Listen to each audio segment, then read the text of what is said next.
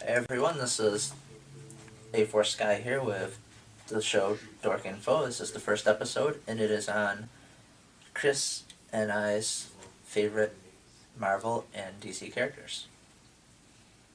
Now, we'd just like to say right now, we do not have all the information on these characters. We do not, for any reason, think that we know everything there is to know about these characters. We have only chosen these characters because, from what we do know, they're sweet. So if you have more information about them, more power to you. But we don't have time to read every comic book in the world. Stuff's got to get done. So anyways, so what's your favorite Marvel character, Dan? Oh, mine would be Spider-Man. Why? Well, because how I see it, he's the most human. Well, they're all kind of human, but he's more like you can more relate to him because has emotion and stuff, unlike some of the other characters. And he goes through he has a lot of weight on his shoulders. And Yeah, Marvel always did do a good job about that, putting more realistic situations, and Spider-Man was always one of those characters who was always more realistic because he always he had to be downtown to take a photo here and then be uptown to be Spider-Man, Yeah. There's definitely a lot. I can see why you like him, but he's not that cool. Well, See, then who's your favorite? my favorite? If you're gonna pick somebody, if you're gonna pick a character that just if you're going to pick some kind of character that you could idolize with that kind of powers, why not pick one that has all of them? Apocalypse, okay? He is just... he could do whatever he wants. If he wants to fly to the moon and carve his name in there, looks good. He can fly back by himself because he can turn into a freaking rocket ship if he really wanted to. Everybody thinks that, there's got to be some way to kill him. No, it's better that there's not.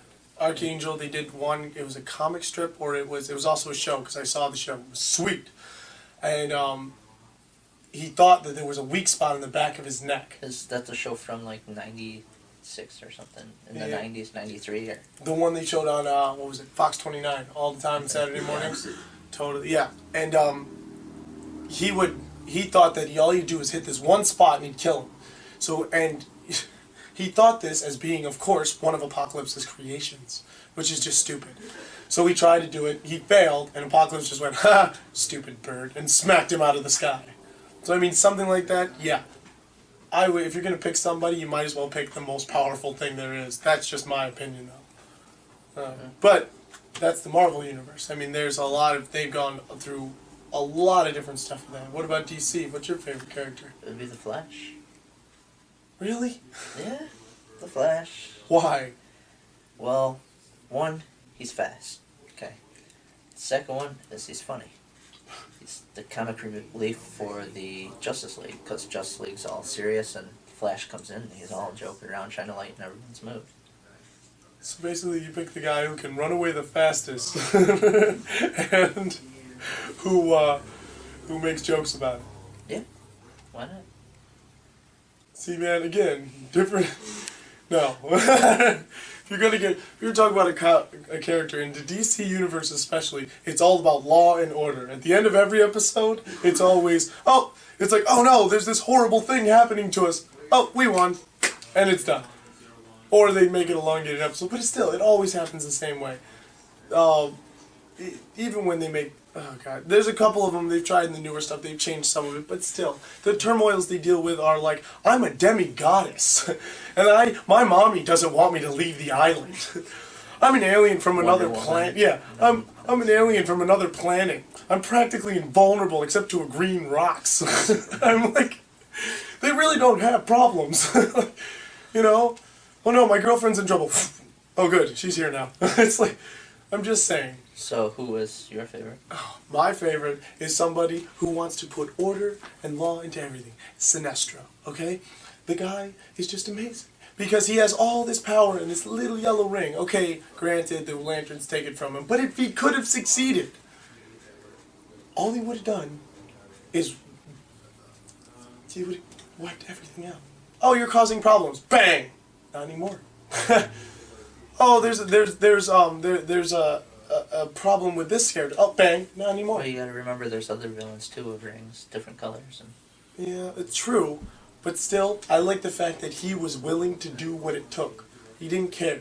Now, granted, he was kind of like a dirty cop, and the way he did it, but I think as a character develop, from a character standpoint, I think that he was just that perfect presence of, if you can't stop me, you're going to lose. You're going to, you know? And I loved that about it. I loved everything about it. I loved the fact that he was just this overpowering presence at all times. Kind of like the idea of Apocalypse from the Marvel Universe, but he was definitely never hit that grandstand point of being able to do anything because the Lanterns always, screwed him over. so it seems you're more of a villain fan. I'm more of a superhero fan. Yeah, screw the heroes.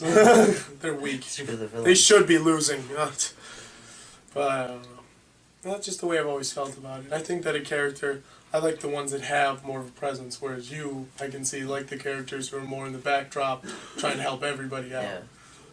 Again, and as a superhero, that is something I guess you want to look for, because who really is going to look up to Superman? I mean, he's invulnerable. He doesn't do anything wrong.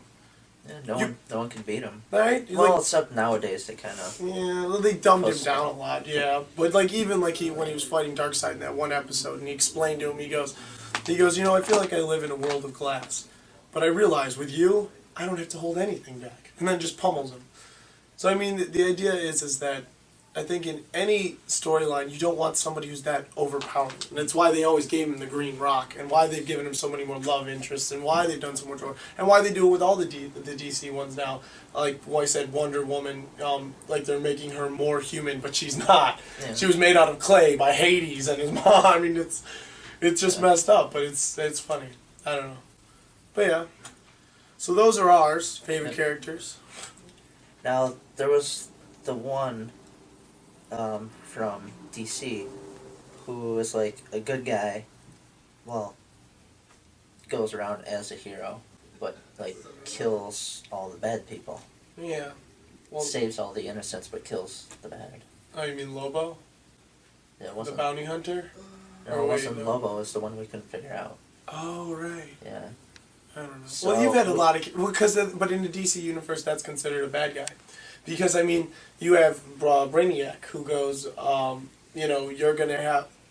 who says, I'm going to annihilate your planet because you're inferior. Or Sinestro, who runs around wiping everybody out except for the good people. Or the people who are going to listen to him, though, because he is. That's why I like him. Again, why I like him. But anyway, if any of you know which one I'm talking about, who he goes more around as a hero, and I believe Batman and Spider-Man, or Superman, I'm mixing DC and Marvel here, but with DC, Superman and Batman like ran into them and they're like, what are you doing? This isn't right. You shouldn't be killing the villains. You should be putting them in jail.